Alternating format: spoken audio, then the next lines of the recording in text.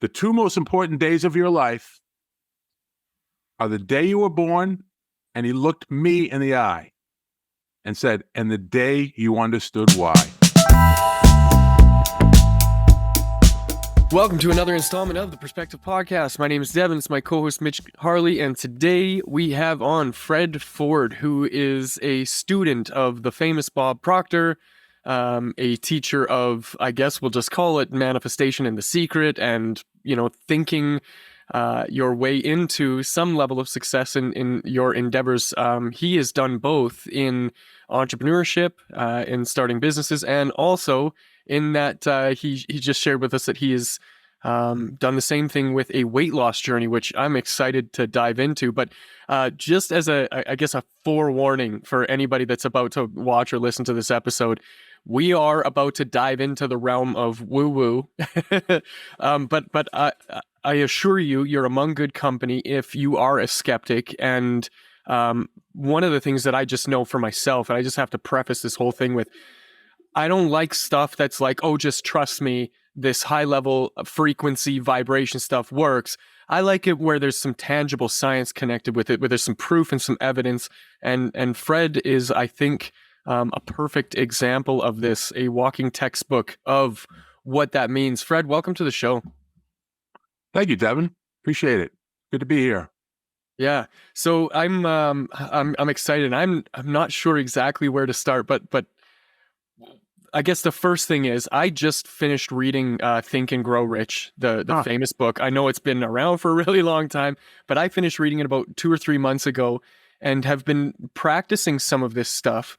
And I'll tell you, what I have found to be true in a lot of this is that you don't know what you don't know, and where you are in life right now. I'm gonna compare it to, let's say, as a metaphor, like a high-rise building.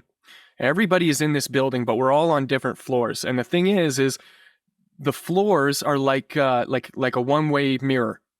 If you're standing on a floor, you can look down and see the floors below you, but if you look up, you can't. And that's how I felt before I got into that idea of this, using the power of your mind to manifest the world around you. And I started shattering those ceilings above me to reach what I think is new heights just for myself. And so I am a huge advocate for this idea of the paradigms and the frames through which you see the world. But I'd love to get your take on that, Fred. And I think that a great place to start for this would be, how did you find yourself in the world of this thinking, growing rich type stuff? Well, I'll try to do a Reader's Digest version of this. I've been a big student of personal development since about 1995, so almost 30 years. The first book I read was Think and Grow Rich. I followed the Think and Grow Rich, the 13 principles of Think and Grow Rich, with childlike trust, and I manifested a goal, a money goal, as it turns out. Many years later, a relative of my wife, and I'm still studying this stuff, I've read Think and Grow Rich at that point about 5 times, comes to our door with a movie and says, I don't know why I thought of you, but you have to watch this. So I watched the movie. I saw Bob Proctor for the first time. Never heard of him before. His message resonated with me. His whole demeanor resonated with me. So I contacted the next day. I had 2 businesses. I was in a real estate appraisal business and a videography business, working about 90 hours a week. And I said to my wife, I'm going to go down and train with Bob Proctor. And she said, where are you going to find time to do public professional speaking or life coaching? I said, I don't know, but this whole idea of being in this business really resonated with me. And I love the thought of turning people on to this stuff that I've been studying for 15 or 20 years. When they called me, I had just finished reading Think and Grow Rich for the 3rd time. And the book that I read before that was a book called As a Man Thinketh by James Allen. So I get on the phone with this woman named Kelly, and we went through the whole rigmarole, and I said, I'm definitely going to come down for the training. Is there something I can read to prepare myself? She said, no, you're going to get all your materials given to you. But if you want to start with a couple books, there's 2 books that Bob Proctor takes with him everywhere he goes. One is called Think and Grow Rich by Napoleon Hill. The other is As a Man Thinketh by James Allen. And I went, I just finished those 2 books, and I'm not pulling your leg. I went down to training, and in the first day of training, Bob took the stage. There was about 150 training life success consultants. And the first words out of his mouth were, the 2 most important days of your life are the day you were born, and he looked me in the eye and said, and the day you understood why. And from that moment in 2008, I have been on a mission to do whatever I can to help people realize their potential by teaching and speaking about these metaphysical principles that you just alluded to, the power of the mind, the power that we all have within that we just don't realize until we start studying and then applying that stuff. And that's the short version of how I get into the business and where I am today. Let's just dive into it, because what we have seen on as me and Devin joined forces, and as we've talked to people, and as we've seen these struggles and personal development, and one of the things we've really noticed as a commonality, especially among entrepreneurs and management leaders, is they focus so much on their product or their service, and they don't focus on themselves, and they don't understand that there's a huge connection between the success of their business and the success of their own mental state. Whether you want to classify that as personal development or emotional intelligence, whatever you want to call it, it all, at the end of the day, is the same fundamental breakdown that's happening. And one thing that I notice is people, I'm just going to say it, and if it sounds bad, it is, but I see a lot of people go to these Tony Robbins events, the Grant Cardone 10X, they follow Bob Proctor, they read the Dale Carnegie, they do everything that they're told is going to launch them.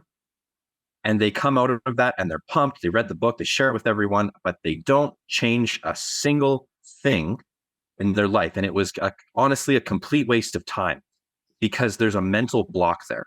There's a mental block that stops them from progressing, from hearing the information and actually manifesting results out of it.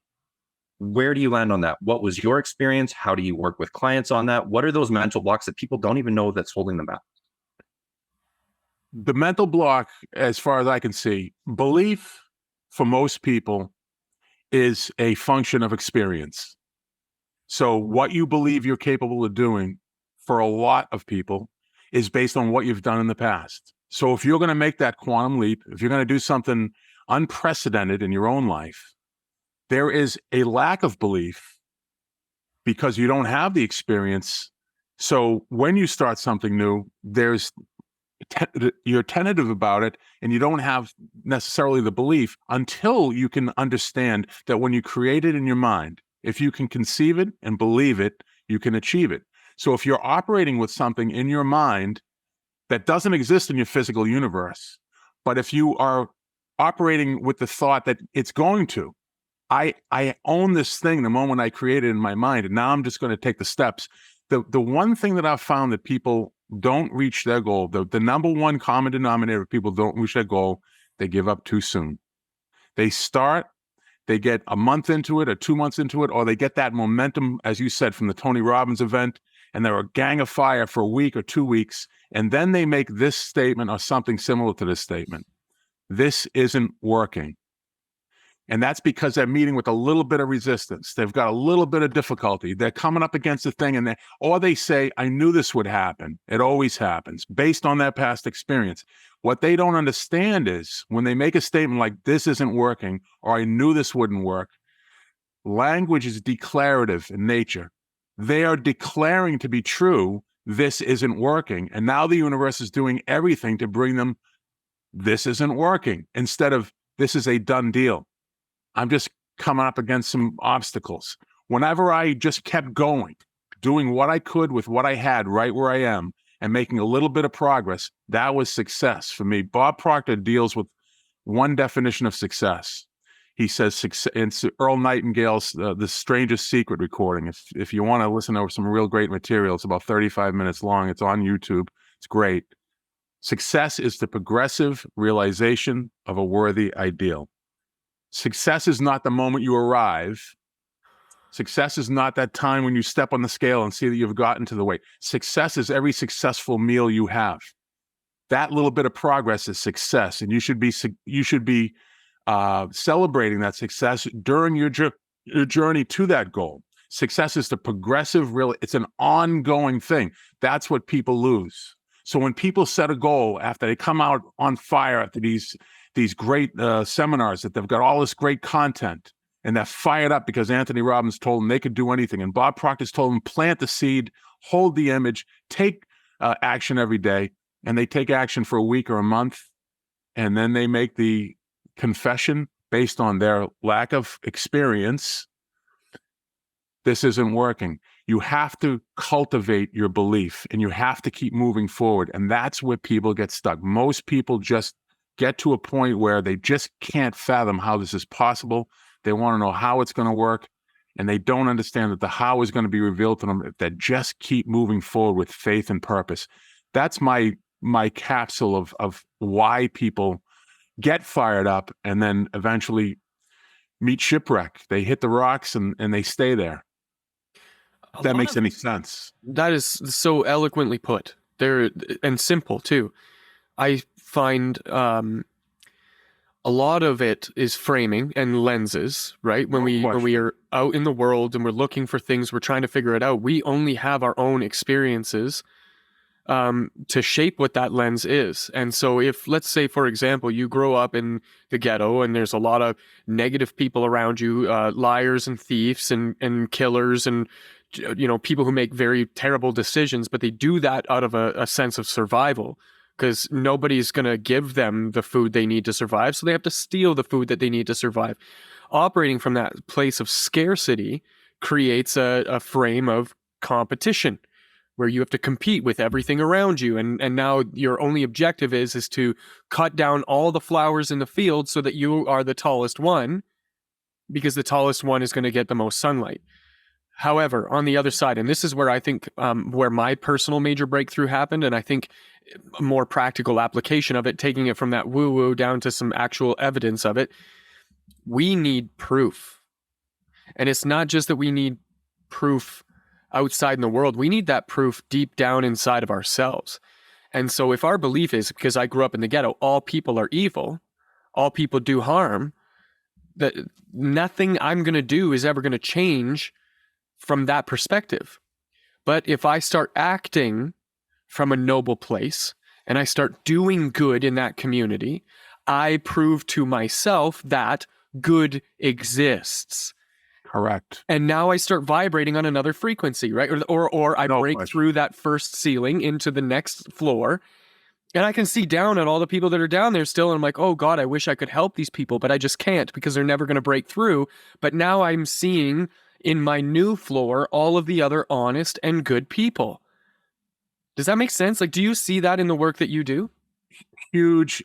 That is very eloquently put. Also, let me tell you a little spin on that. I also trained with Wayne Dyer, who's also passed this world, but had some great information. And Wayne Dyer said, you can't change the environment or what happens in the world, but you have absolute control over how you react to that. All success is an inside job. Ooh. If you're looking for an outside-in solution, it's never going to happen. You're working in an environment that might be antagonistic. It might have, as you say, a bunch of thugs or thieves or people who are living from a scarcity mentality. That doesn't mean that you have to operate that way. And you hit the nail on the head. When you start operating with the idea that I am an abundant, unlimited person, when I change the way I look at things, the things I look at change. That's how Wayne Dyer explains it. When you operate from a place of a money conscious or a wealth consciousness, when you get an image of what you are going to manifest in this world and you begin to take action on that, you knock down all the barriers. You are no longer beholden to your environment. Your environment changes. You are resonating. Your thoughts are units of energy, and that energy is being broadcast into the universe. And now you're attracting like-minded people, like thoughts. You're not operating with an outside in mentality that your success is dependent upon your environment. On the contrary, it's the opposite. When I asked Bob Proctor, what do I have to do to become a superstar in this industry? Without hesitating, he pointed to his temple and he said, first, you have to become a superstar up here. If you can tell me what the image of a superstar looks like, regardless of what your environment looks like, regardless of where you live, regardless of who you're surrounded by or what the economy is like. He had a great saying for, we're now talking about another inflation or a recession or whatever.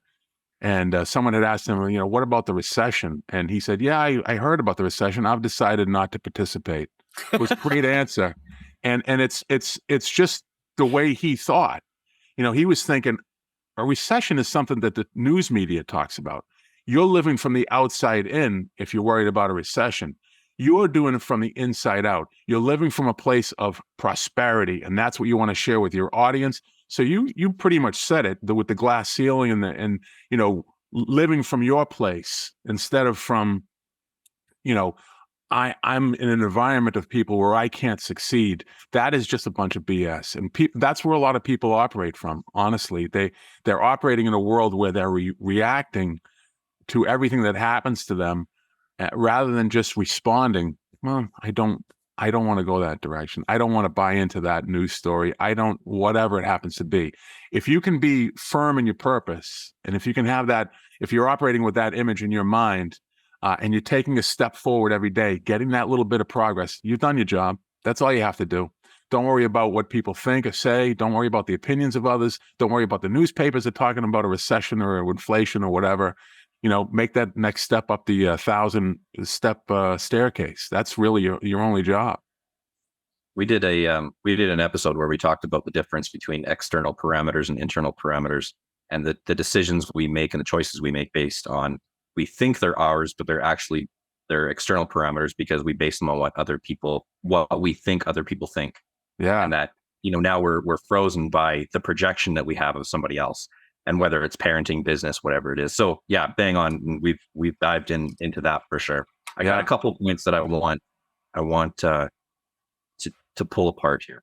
So when we talk, and I think Devin alluded to that, the people that are skeptical, the woo-woo versus the reality of it. And I think that there has to be a clarity and definition for the audience, and that I'd like us to go there.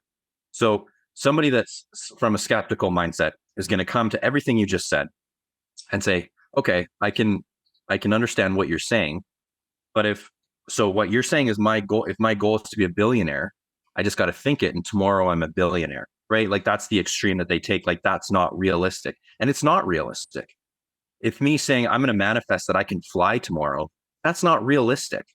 So what's the difference between something tangible, belief in your mind that you can succeed to do, versus something that is an unrealistic goal that you'll never reach? And that's not a bad mindset. There are certain things that are just physically not going to happen. Where is that difference, and how do you break that threshold to kind of snap somebody out of that? Stop using things that are unreal versus things that are possible to manifest. Well, the way I approach that is we all have physical limitations. If I set a goal to win the 100-meter dash in the upcoming Olympics, it's not going to happen. I was never the fastest person on earth. And at 63, I'm certainly not that person. But with the exception of those physical limitations, a person with no legs is not going to be able to play in the NFL. I'm not going to win the 100-yard dash.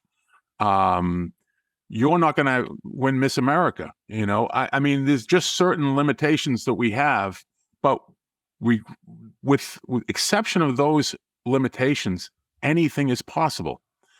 We can become a billionaire, but what does it take to become a billionaire? You're going to have to really devote, 10 years of your life, and you're going to have to really develop ideas, but it's within the realm of possibility. I think the thing is, what is possible for people is defined by the person themselves. So, leaving aside the physical, if they're talking about writing a book, if they're talking about starting a business, if they're talking about earning $1 million, whatever it happens to be, that possibility does exist. And the road to that possibility does exist. But it has to be one that you approach with faith, an open mind and a willingness to do what it takes. I was on a podcast 2 months ago, and the guy said, and I've lost 115 pounds in a program that I put myself on. And I had never lost more than 50 pounds in 25 years.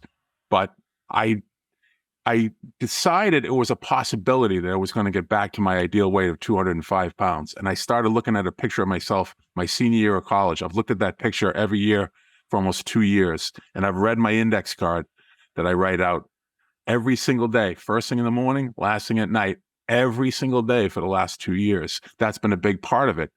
But that was not a possibility until I decided that future possibility is a present fact. That's how I started treating it. Bob Proctor taught me that. He said, when you set a goal, put the goal in the present tense. So what I've been saying for the last 2 years is, May 3rd, 2023, I am so happy and grateful now that I've reached my ideal weight of 205 pounds. I was stating it as a present fact. That future possibility is a present fact. You have to begin operating as if it's a done deal. Operate as if it's impossible to fail, and take action every day. And then you have to incorporate a lot of what he puts in Napoleon Hill's book: persistence, the mastermind group, desire. There's a lot more to it than just taking little action steps and reading an index card. You're going to reach a lot of times where it's going to seem impossible, where you're not going to see any evidence of the goal manifesting. And that's where you have to pull out Price Pritchard's famous quote: the absence of evidence is not evidence of absence.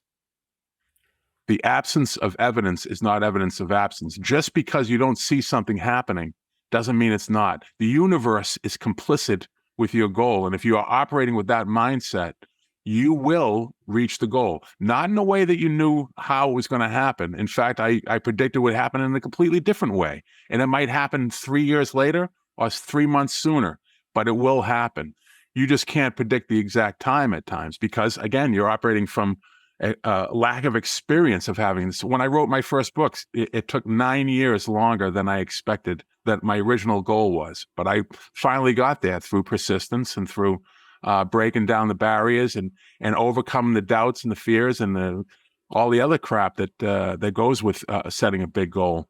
So that's my answer to that, is that people, with the exception of the physical limitations that we have, anything is possible. And if you're operating from that place, you will achieve your goal.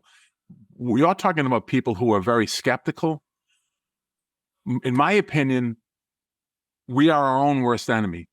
The skeptic is not going to resonate with this material because they're fallen in love with being skeptical.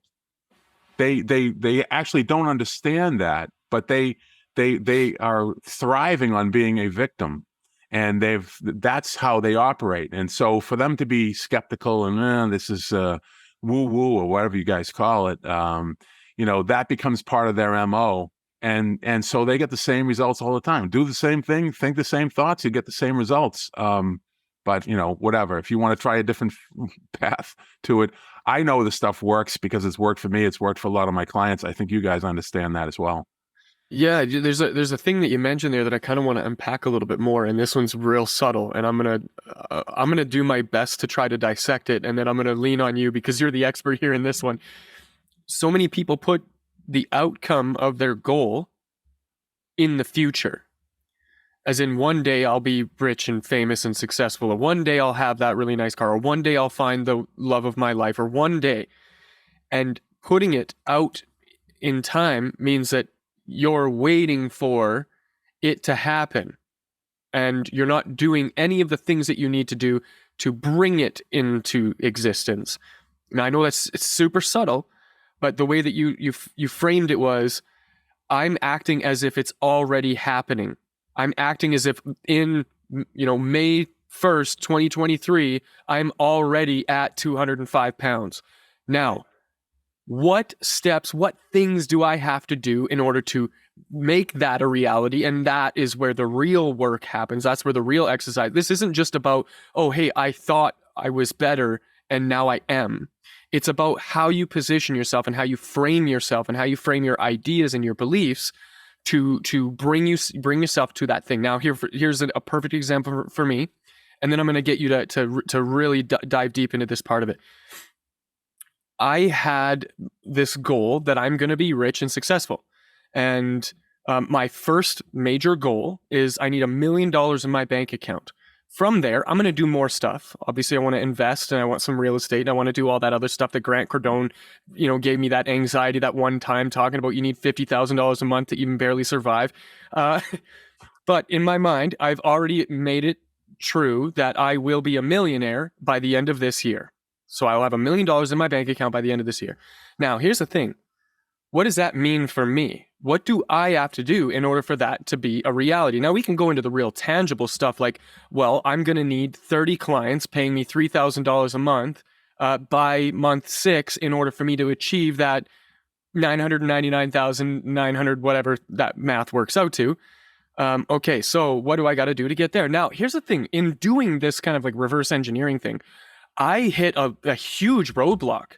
One of those huge roadblocks was, well, I got to be good at sales. I got to sell people something. And in diving a little bit deeper into that, I hate sales. And you know why I hate sales? I hate sales because I feel like I'm tricking people into giving me their money.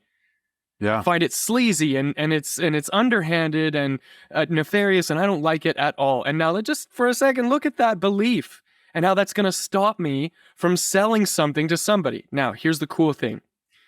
In identifying that was my limiting belief, that was the barrier that was stopping me, because I'm not going to do it now. I'm not going to get to $1 million because I'm not going to sell anything. Barrier. Mm-hmm. What I did to remove that barrier was, what if I just genuinely went out in search of people I know I can help?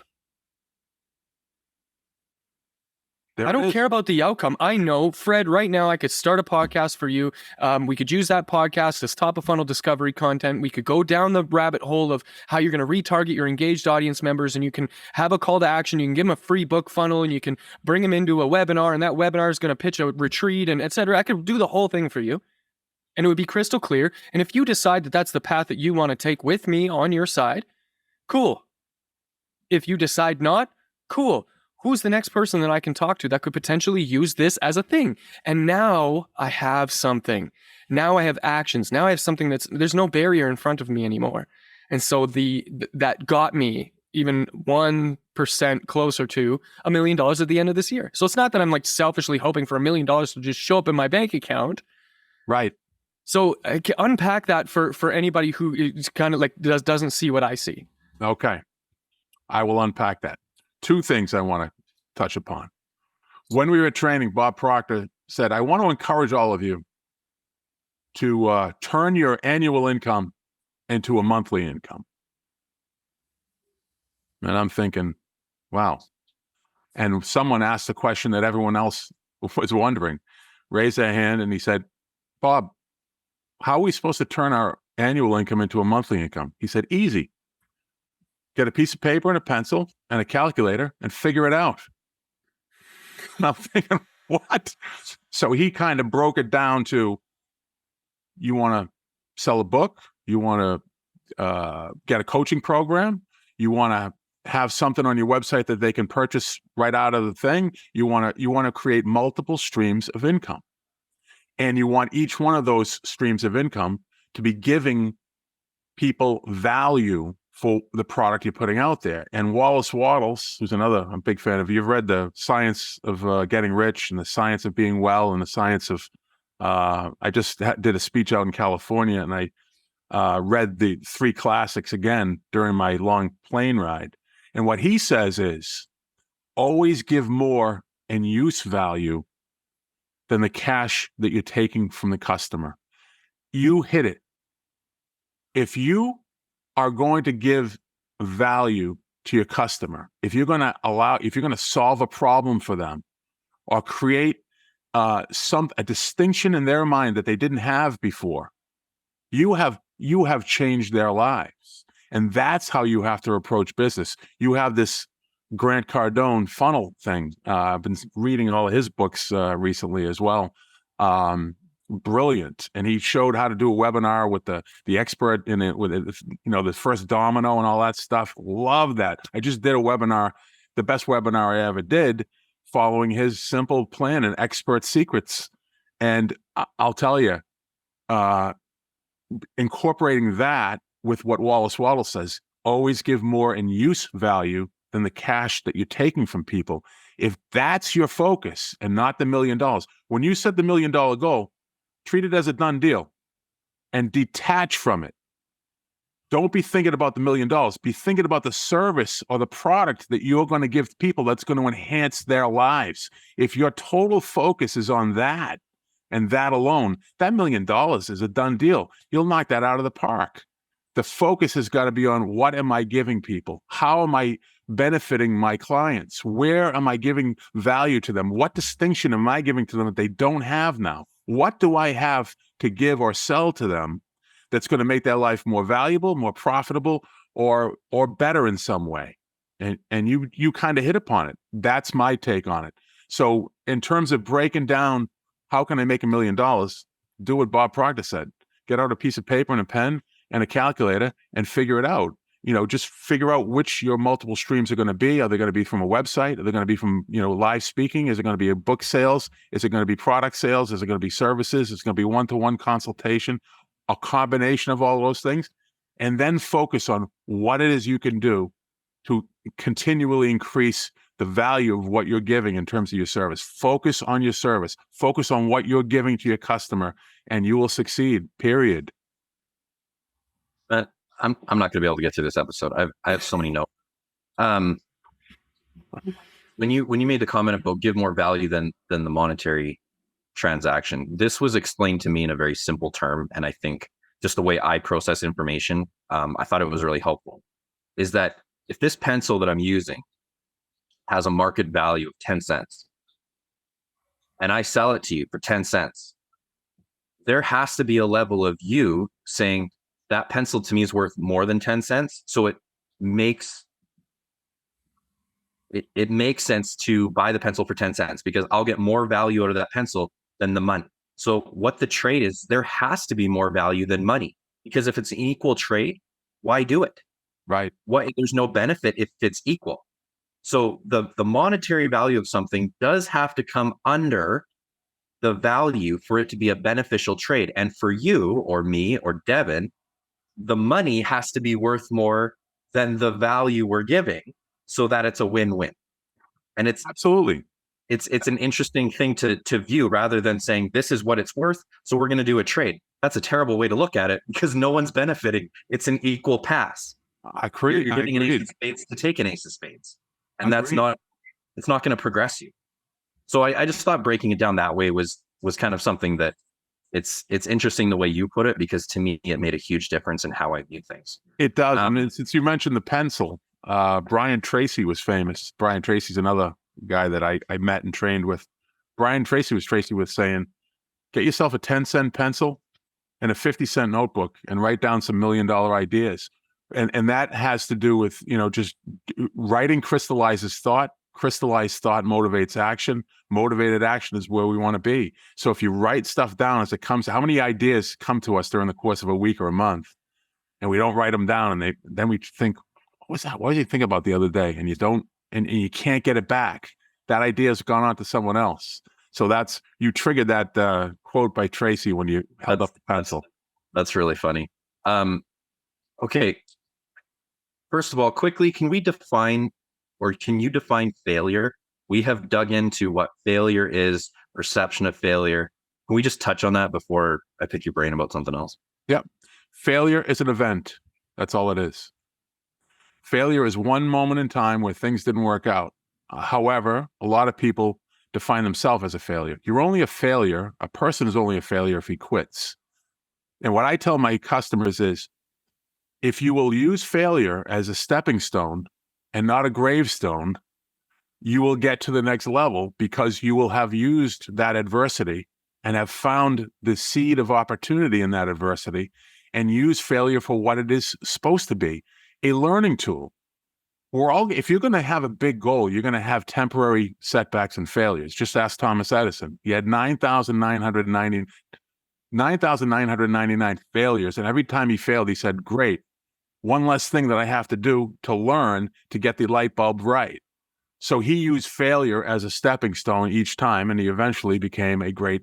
So failure, in my book, is an event. nothing more, nothing less. It's a snapshot in time of something that happened. What you do with that failure ultimately becomes what failure becomes for you, which for a lot of people is, F this, I can't do this. And there's your declaration of truth in their life. I can't do this. Okay, you can't. So off you go to the next thing and the next thing and the next thing. And they're going to treat failure the same way in everything. They get to a certain point, they can't get beyond that point, and rather than keep going or trying another way or getting some network partners in or whatever, they just say this isn't working and they give up. So now failure has become for them a final nail in the coffin. I think that's a great way. We kind of came to the conclusion that failure is, if you needed to define it, it was just not reaching a certain target. But you could erase the word failure and still not reach that target. Right. But along the way, you've reached something. You have. So stop looking at that goal as an absolute, and rather than not writing your book in the first 6 months, was that a failure? Some people it could have been. If you hit 400 in the major leagues, you've failed 60% of the time. You're a magnificent success. They'll be talking about you in every sports book in the world if you hit 400, which I did in college, by the way. I hit 401 my junior year at Flagler College. So, nice. But I was a failure 60% of the time. So again, failure is relative, and that's why I say failure is an event. It is either something you can learn from or something you can quit. It's up to but in terms of the failure itself, failure is nothing more and nothing less than one event at one point in time. What you do with that failure, well, we can define that in a lot of different ways for a lot of different people. But ultimately, for all of us, universally, failure is an event. That's all it is. And I think just to add on to that, with a little bit of a dovetail here, it's not just an event. It's a moment in time where you decided, you chose to pause, reflect, and measure. And when you chose to pause, reflect, and measure, you are reflecting and measuring against an arbitrary expectation. Because A, you've never done this before. And if you have done it before, let's say you started up a restaurant and now you're starting up a second restaurant, well, then you're not even pausing to reflect upon whether or not the steps you've taken are successful or failures. You're just doing it. And that is, I think, how you distinguish between how you measure what a failure or what a success is, right? And agreed. And these are all just terms, like words that we use to describe something. No different than, this is a playing card and this is a cup of water. And, they're just words that we're using to describe a thing. And so if we're describing an event where we decided in our process to stop and measure and then compare it to an arbitrary expectation, that's what a failure is. Well, here's the great news about that. Your arbitrary expectation is the bar that you set. And if you're the one that set the bar, you can move the bar. Or you can keep going. You're right. Or you can take more steps, right? Oh, you can take more steps. My favorite quote about failure is a path of least persistence. Oh, that's good. Is that rich? Yeah. And it's true. It's so true. If you would just continue, if you would just say, okay, didn't work out, let me go to dinner. Tomorrow's another day, and you wake up the following day and you go right back at it with a spirit of persistence. And you keep doing it, you eventually you find your groove, you find that path again. Everyone who looks for big success in life, and that's why persistence is one of the chapters in Think and Grow Rich. As you know, you haven't read the book, Devin, and it's really one of the areas where I would say a majority of people, like I said, in my experience, 15 years as a life coach, the one common denominator why people don't reach their goal, they gave up too soon. At some point, they got so discouraged that they threw persistence out the window. They made that declaration, this isn't working. I can't do this. And whether you think you can or whether you think you can't, you're right. That's Henry Ford, no relation. If you were to pick like one thing specifically that like all of the people that you deal with kind of commonly experience, is that one of them? Is that That's it. they give up too easy? Is there other That's it. things like that, or is that just that's the big one? If everybody could just figure that out, they'd be much better off. Yeah, that lack of persistence or giving up too quickly, and I think also fear is a common thing. You know, people fearing being criticized, people fearing failure, people fearing success. Believe it or not, Mhm. there's some people I deal with who fear success, who are so comfortable being just good and not superb that they don't want to go there. Yeah, so fear and giving up too quickly, those are two of the biggies. Lack of belief, disbelief. And again, I think I've broken belief down to, you know, belief is a byproduct of experience. So if you're going to do something unprecedented, at some point you just have to have the belief, walk by faith and not by sight. In other words, trust in the innate, trust in the universe and not your own experience. Trust your higher being and not your ego, to understand that you can do whatever you put your mind to. It's a cliche, but it wouldn't have become a cliche if it hadn't been so true. There's some truth it's based on. Yeah. Yeah. Yeah. Another cliche, it's kind of funny because I wrote this down and I didn't know if we were going to get to it, but there's a cliche in sports. I'm a big sports guy, and I believe mindset is also a huge thing in sports. And there's this common saying, especially in playoffs, where they say they just wanted it more. They just wanted it more. They were more hungry. And I sit there and I debate about that because I'm like, that's not true. Maybe it is. Is it? Is it not? And kind of what I've come down to is these are all professional athletes. These are all people that have devoted their life to this. They have the same goal. Did the other team want it more, or were they more prepared? Or is that the same thing? And in business, are there guys that are more hungry but maybe short-sighted? Are there people that just want it more but they don't make wise decisions based on that? Where does that come from? They just wanted it more. Yeah, that's really good. I can't think of a team that's been to the Super Bowl that didn't want to win it. And sometimes it comes down to, this team was just more talented, and no matter how much you wanted it. Then again, there's times we see big upsets like the Giants against New England, big underdogs, and they wanted that. They really did want it. Bob Proctor has a phrase. He actually has a list of books that he recommended we read. Only one was a novel, and the novel was titled Magnificent Obsession, and it was made into a movie back I think in the 1950s. But he suggests you develop a magnificent obsession for the goal that you're going for. And I love that phrase because the word obsession, I think it's a bad rap in our society. She's so obsessed with her. Oh, why are you so obsessed with that? Obsession always gets a negative connotation.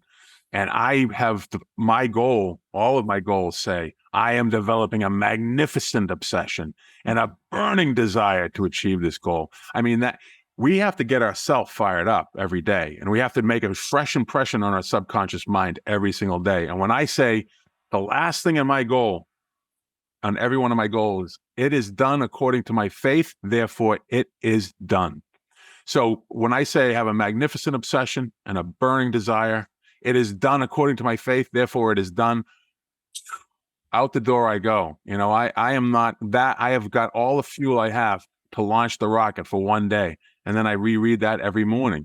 And I can tell you it works from my own personal experience. And the people who haven't, achieved their goal, I do believe it comes down to desire. How badly did you want it?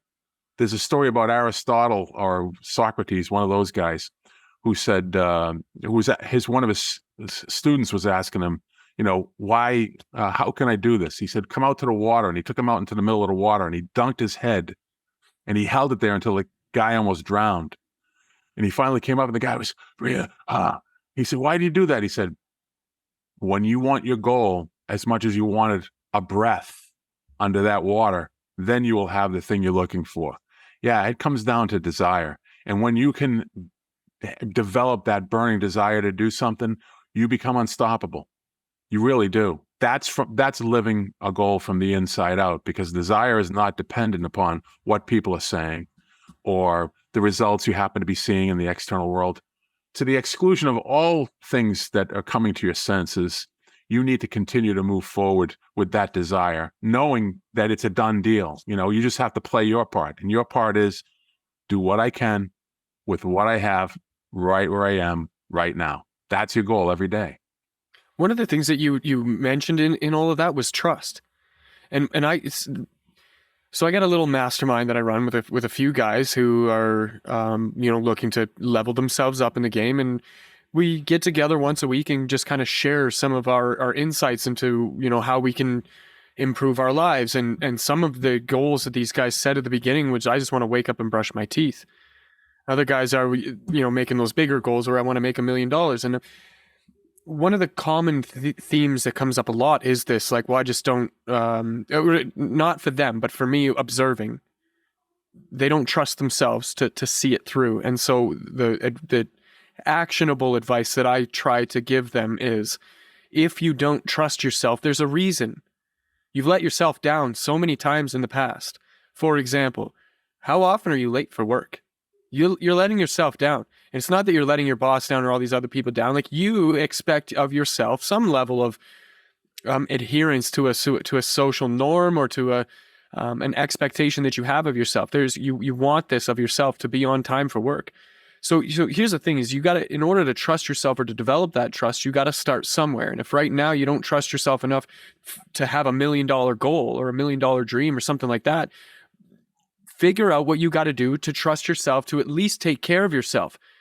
I think Jordan Peterson put this the best: treat yourself as if you're somebody worth respecting. Right. And as soon as you start doing that, well, now you're going to hold yourself to that level of accountability. For example, that 75 hard challenge, or there's the 100 push-up challenge, where like every day you do 100 push-ups and you do that for 100 days. Well, that's a non-negotiable thing. Every day, at some point during the day, you have to stop for 2.5 minutes and do the push-ups. Yeah. And you can even do it in 30-second increments throughout the day, but it's so small. And you would be, I mean, you probably wouldn't be, but it's surprising how many people fail these challenges because they make up a reason why they can't spend 30 seconds doing 25 push-ups right now. And so that's why you don't trust yourself.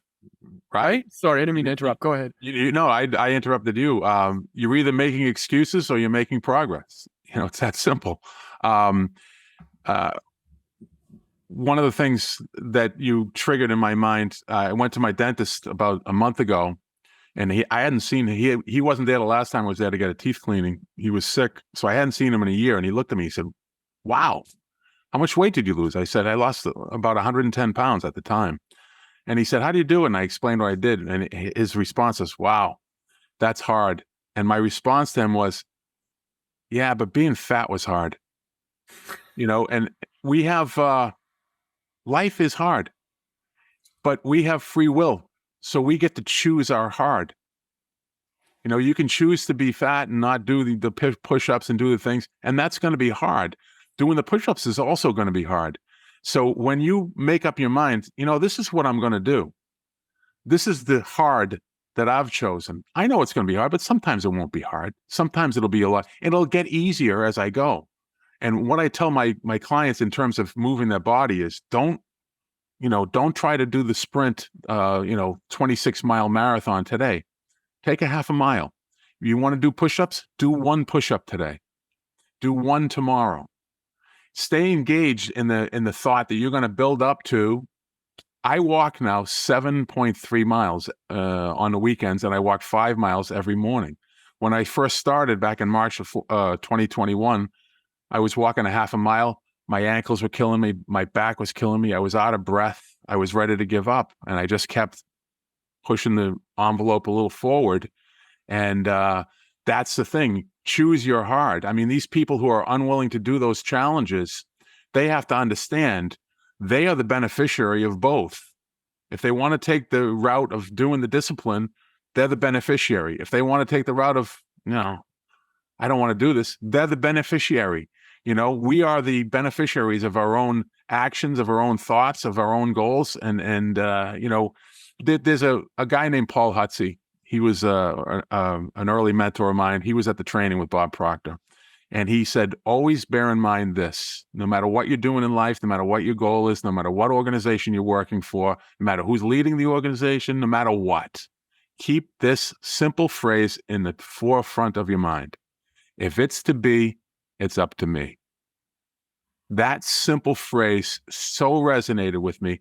I think of it every day. If today is going to happen, I've got to be the one to make it happen. That's it. I mean, even if you have a team of people, you need to be doing your part. If you're going to be leading, or if you're going to be whatever your role is, do it to the best of your ability. If it's to be, it's up to me.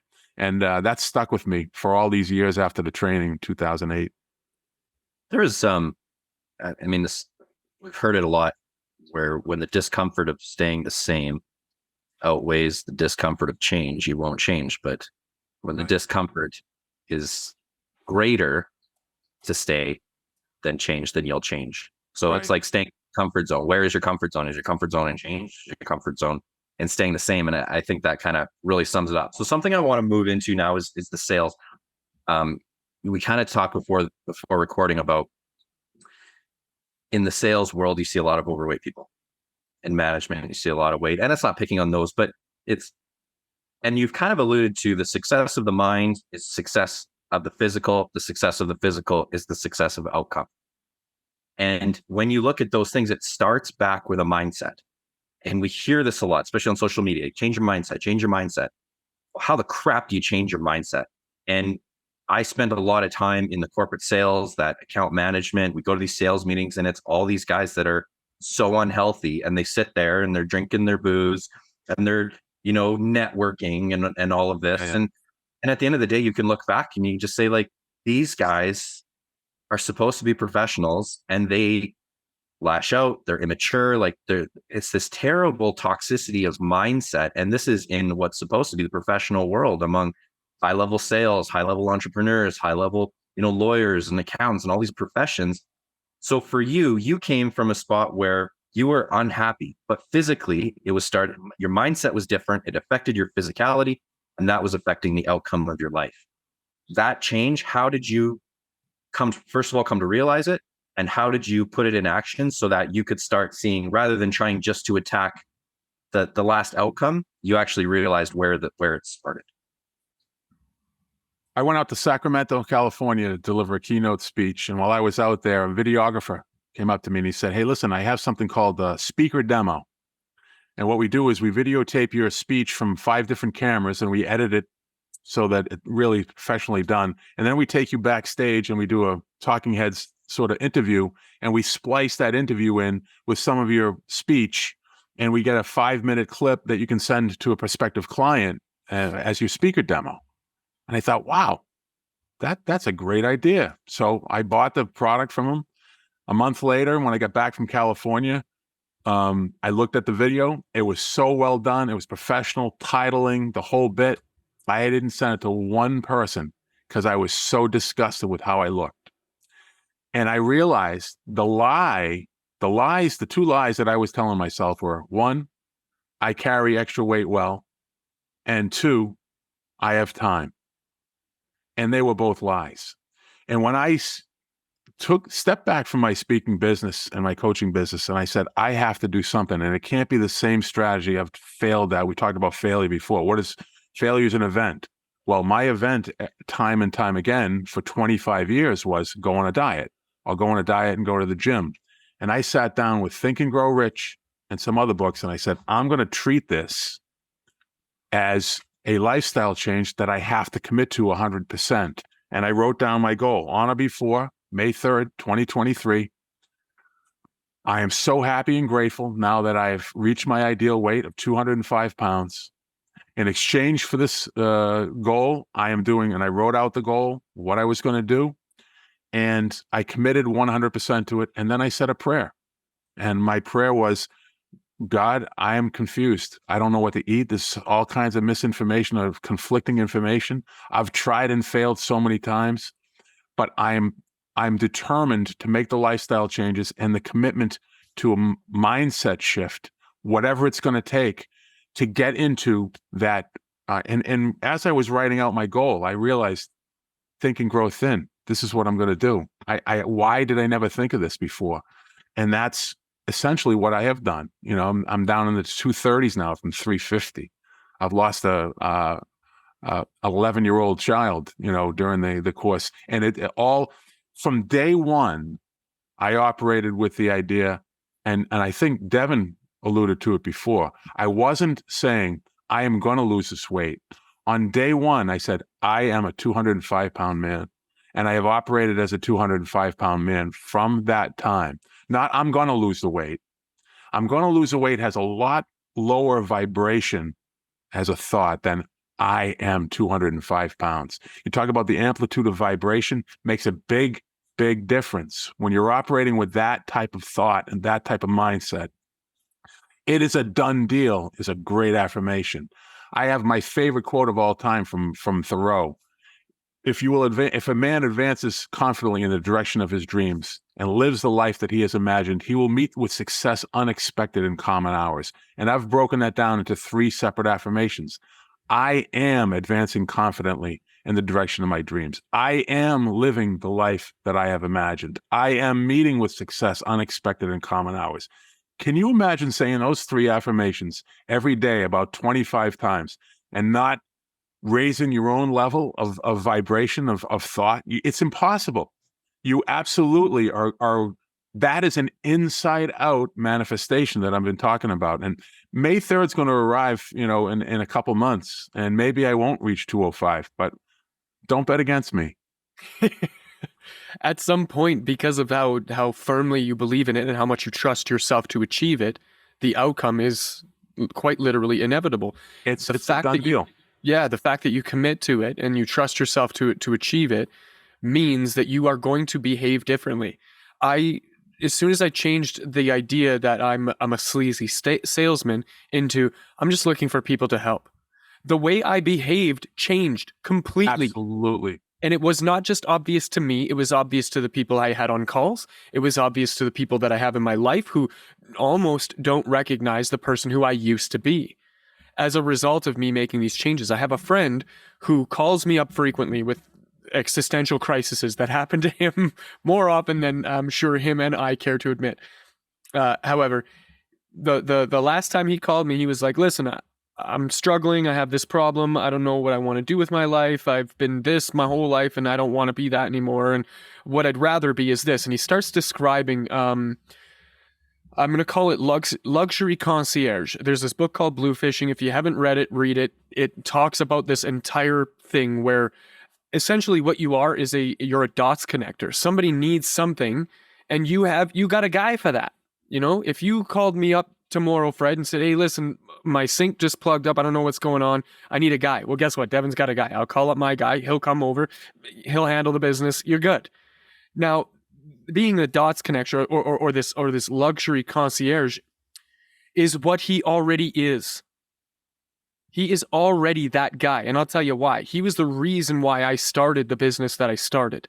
It was a conversation that I had with him on a podcast that no longer exists, where we connected and he went, listen, who you should meet is this person here. And we met that person and then that person inspired this. And then before we know it, we're all kind of rolling down this hill towards running a media agency. And he made that happen. Now, in his mind, it wasn't real. He's not that guy. And he's looking for, how do I become this guy? And I had to stop him for a second. And I think that there's a ton of people listening who have kind of, caught this last hour of what we've been talking about. And maybe they're just on that teetering edge. And I would challenge them to just examine for a second. If you don't already believe it, just take a look around you and make an observation of, are you already being that person? Are you already doing the things that would embody that person? And if you're not, well, that's all you have to do. And it is quite literally that simple. All you have to do is embody that person. So in your case, Fred, you were acting as if you were a 350-pound person. The minute you decided to start acting like a 205-pound person, all the other things changed. Absolutely. The destiny of that May 3rd, 2023 completely altered because you became that person that day. Absolutely. Right? And it absolutely 100%. You nailed it. And the thing is, I had done that with other areas of my life. writing Right. books, business, manifesting money. But when it came to weight, I was like everyone else. I was following the crowd, which was, of course, Bob Proctor was famous for saying, if you're not going to think, and 100 people are going right, and one person's going left, go left, and you'll never be wrong again. Don't follow the masses. Be the person you were, created to be. Be the unique. Proclaim your rarity, as Og Mandino said in the Greatest Miracle in the World. I have not read that. I'm a big reader, and I've not read Blue Fishing, and I will read that on your recommendation. But yes, it was the mindset. It was the image. When Bob said, in response to my question, what do I have to do to become a superstar in this industry? And he pointed to his temple and he said, first, you have to become a superstar here. That was the epiphany I had when I was writing out my plan to lose weight. I had never done that. I had never planted the image of myself. So I got an old picture of myself in college when I was at my best shape, 205 pounds. And if you see those pictures side by side today and that picture from 1981, they're getting pretty close. But I operated from that place from day one. There was never a doubt. I detached from the outcome and I said, okay, what do I have to do to be successful today? I have to eat this meal. I have to eat the food slowly. Then I have to move my body. Then I have to read this. And then I have to get busy with what I have to do for my job today. And little by little, I made the progress. But it was a done deal from day one. And if I could do it, anyone could do it. And that's really the premise on I'm now doing something. I have something that a lot of heavy people really could use. And I'm developing a magnificent obsession. I'll tell you a very quick story. I went to 2019. We went to celebrate my 60th birthday. We went to Walt Disney World, and we went for an indoor ride, the Avatar ride. I don't know if you've been to Animal Kingdom to ride that ride. Yep. The ride, you ride on like a motorcycle. And I got onto this thing and they couldn't get the harness on me. I was too fat. And I stepped off that ride with so much shame and anger and embarrassment. My wife and my daughter were left on the ride, and they didn't say anything when they came off the ride. My daughter's now a sophomore at Virginia Tech University. And my wife and I went back last September for our 30th wedding anniversary. And I had lost a bunch of weight. And we went to Animal Kingdom, and she said, do you want to go on? And I said, yes, I want to go on. We went inside, and not only did that thing fit, it clicked into place, no problem. The ride was thrilling. I had a better time getting onto the ride than I had the ride itself. I walked out with the rest of the people. I took 2 steps outside, and I fell to my knees, and I cried my eyes out. And when I was done crying, I dried my eyes. I got my phone out, and I texted my daughter, and I said, honey, I fit on the Avatar ride, and I will never be fat again. The feeling I had at that moment, that is all I need to coach clients. What you talk about, giving value. When I get in front of a group of people who want to hear about how I lost the weight, I end with, I want you to feel what I felt coming off that Avatar ride. I can help you. Let's have a talk. Let's speak. I mean, I'm not selling anything. I'm literally saying, I understand how it is to carry around 100 extra pounds. I also understand what it's like to emancipate myself from that. And that's what I'm giving you in my coaching program.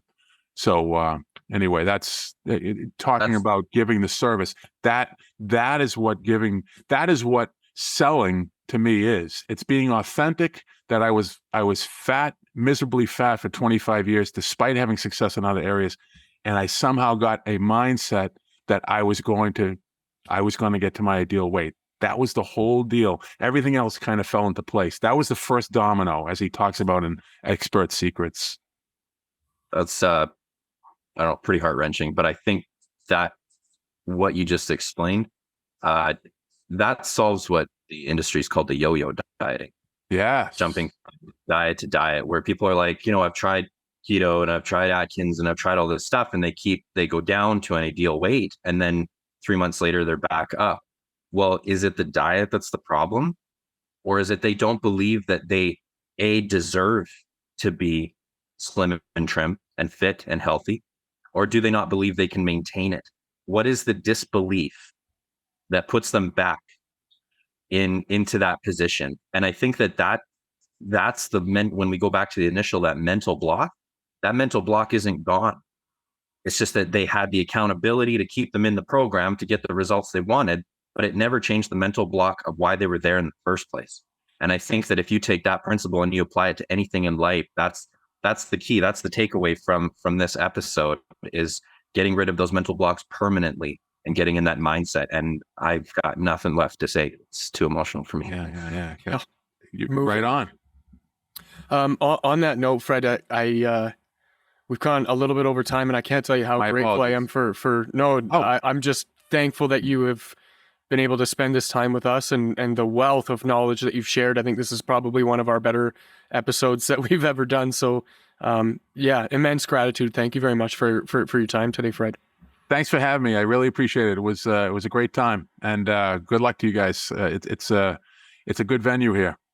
Yeah, thank you. That really means a lot. I'm going to give you the last word here, and I know this is probably a more challenging question than you want, but if there was one piece of actionable advice that you could leave with the people that kind of made it through this episode, that would have a major impact on their lives and the decisions that they're making right now, what would that be? My one bit of advice is, no matter how big your goal, no matter how unprecedented, no matter whether you've failed before or whatever, you only need to do two things. Actually, you only need to do one thing. You need to get the image of what you want.